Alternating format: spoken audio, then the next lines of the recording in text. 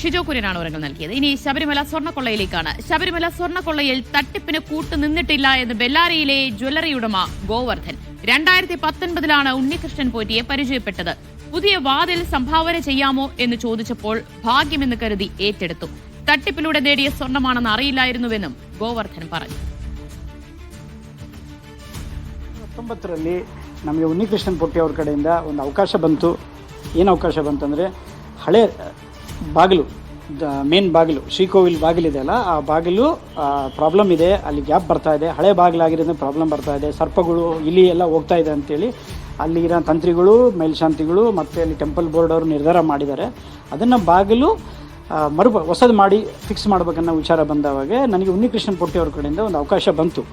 ಅವಕಾಶ ಏನು ಬಂತಂದರೆ, ಸ್ವಾಮಿ ನಿಮಗೆ ಇದು ಹೊಸ ಬಾಗಿಲು ಶಬರಿಮಲೆದು ಮಾಡೋದಿದೆ, ನಿಮಗೇನಾದ್ರು ಅವಕಾಶ ಇದ್ದರೆ ನಿಮ್ಮ ಕಡೆಯಿಂದ ಡೊನೇಷನ್ ಮಾಡೋಕ್ಕಾಗುತ್ತಾ ಅಂತ ಕೇಳಿದ್ರು.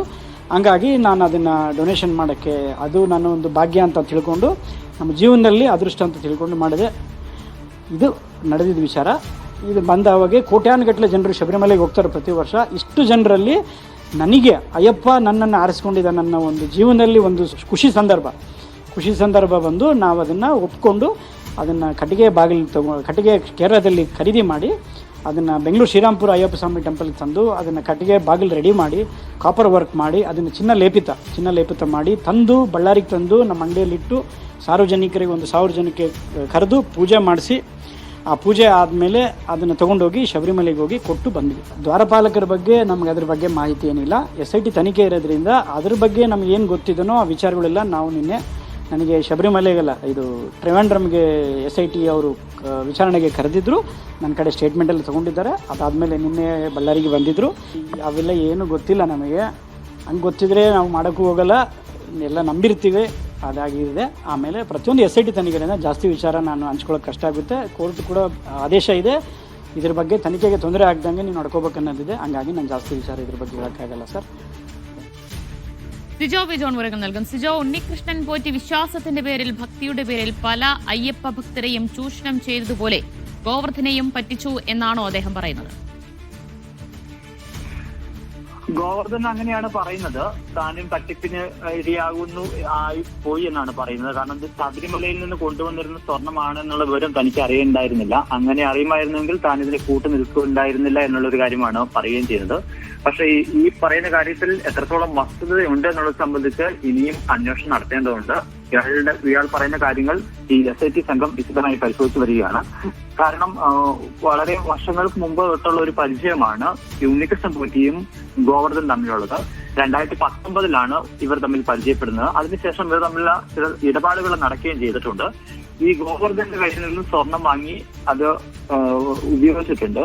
ഗോവർദ്ധൻ ഇടപെട്ടിട്ട് മറ്റ് സ്പോൺസേഴ്സിന്റെ കയ്യിൽ നിന്ന് സ്വർണം വാങ്ങി ശബരിമലയിലെ പാളികളിലൊക്കെ പോസ്റ്റുകയും ചെയ്തിട്ടുണ്ട്. അങ്ങനെ പലതരത്തിലുള്ള ഇടപാടുകൾ ഇവർ തമ്മിലുണ്ട് താനും.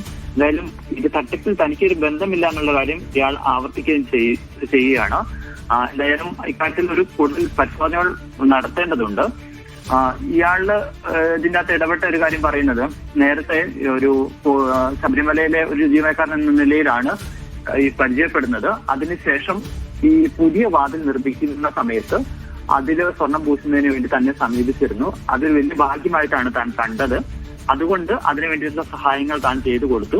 കേരളത്തിൽ നിന്നാണ് അതിനുള്ള തടികൾ കൊണ്ടുവന്നത്. ബംഗളൂരുവിൽ എത്തിച്ച് അതിന്റെ വാതിൽ നിർമ്മിച്ചു, അതിന് പ്ലേറ്റിംഗ് നടത്തി, ഈ ബെല്ലാരിയിലെ ക്ഷേത്രത്തിലെത്തി അതിന്റെ പൂജയൊക്കെ നടത്തി എന്നുള്ള വിവരങ്ങൾ ഇയാൾ പറയുകയും ചെയ്യുന്നുണ്ട്. എന്തായാലും കൂടുതൽ അന്വേഷണത്തോടെ മാത്രമേ നമുക്ക് ഇയാളുടെ പങ്ക് സംബന്ധിച്ച് കൂടുതൽ സ്ഥിരീകരണത്തിലേക്ക് പറയാൻ സാധിക്കുള്ളൂ. 2019 ഈ സ്വർണം ഉണ്ണികൃഷ്ണൻ പോറ്റി കൊടുത്തത്. അപ്പോൾ ഇത്രയും വർഷമായിട്ടും ആ സ്വർണം ശബരിമലയിലേത് അല്ലെങ്കിൽ പിന്നെ എന്തിന് സൂക്ഷിച്ചു വെച്ചു? അത് വിശ്വാസപരമായ കാര്യമുണ്ടെന്ന് നമുക്ക് കണക്കാക്കേണ്ടി വരും. കാരണം ഈ ശബരിമലയിലെ സ്വർണം എന്ന് പറയുന്നത് നമ്മൾ വീട്ടിലോ അല്ലെങ്കിൽ ഷോപ്പുകളിലൊക്കെ വെക്കുകയാണെന്നുണ്ടെങ്കിൽ അതൊരു വലിയ ഭാഗ്യം കൊണ്ടുവരും എന്ന് വിശ്വസിക്കുന്ന ആളുകളുണ്ട്. അപ്പൊ അത്തരം ഒരു വിശ്വാസത്തെ ചൂഷണം ചെയ്തുകൊണ്ടാണോ ഇത്തരത്തിലുള്ള ഇടപാടുകൾ നടന്നത് എന്നുള്ളത് സംശയിക്കപ്പെടേണ്ടതുണ്ട്. ഇനി ഇയാൾ പറയുന്ന പോലെ നമ്മൾ രാവിലെ ഈ സ്വർണ്ണം പിടിച്ചെടുത്തു എന്ന് പറയുമ്പോൾ തന്നെ ഒരു സ്ഥിരീകരണം വരേണ്ടത്. കാരണം ഇത് അന്ന് ശബരിമലയിൽ നിന്ന് കൊണ്ടുവന്നിരിക്കുന്ന സ്വർണം തന്നെയാണ് എന്നുള്ളൊരു കാര്യം വ്യക്തമാക്കേണ്ടതുണ്ട്. അതൊന്നും ഇയാളുടെ പ്രതികരണത്തിൽ നിന്ന് നമുക്ക് വരുന്നില്ല. നമ്മൾ നേരിട്ട് കണ്ട് സംസാരിക്കാത്ത ഒരു സാഹചര്യമാണ് എന്നുള്ളത് കൊണ്ട് അക്കാര്യങ്ങൾ കൂടുതൽ ഒരു വിശദീകരണം വരേണ്ടതുണ്ട്. എന്തായാലും ഈ സ്വർണം പിടിച്ചെടുത്തു എന്നുള്ള കാര്യം ഇയാൾ വ്യക്തമാക്കുകയും ചെയ്യുന്നുണ്ട്. ഇന്നലെ വൈകിട്ടാണ് സംഘം അവിടെ തട്ടിപ്പിന് എത്തിയത്. ഇരയാവുകയായിരുന്നു. ഉണ്ണികൃഷ്ണൻ പോറ്റിയുമായി ഗൂഢാലോചന നടത്തിയിട്ടില്ല. ശബരിമലയിൽ നിന്ന് സ്വർണം കൊണ്ടുവന്നത് തട്ടിപ്പിലൂടെ കൊണ്ടുവന്നതാണ് എന്ന് തനിക്ക് അറിയില്ലായിരുന്നു എന്നാണ്. താൻ 10-30 വർഷമായി അയ്യപ്പ വിശ്വാസിയാണ്, അയ്യപ്പ ഭക്തനാണ് എന്നുകൂടി ഗോവർദ്ധൻ പറയുന്നുണ്ട്.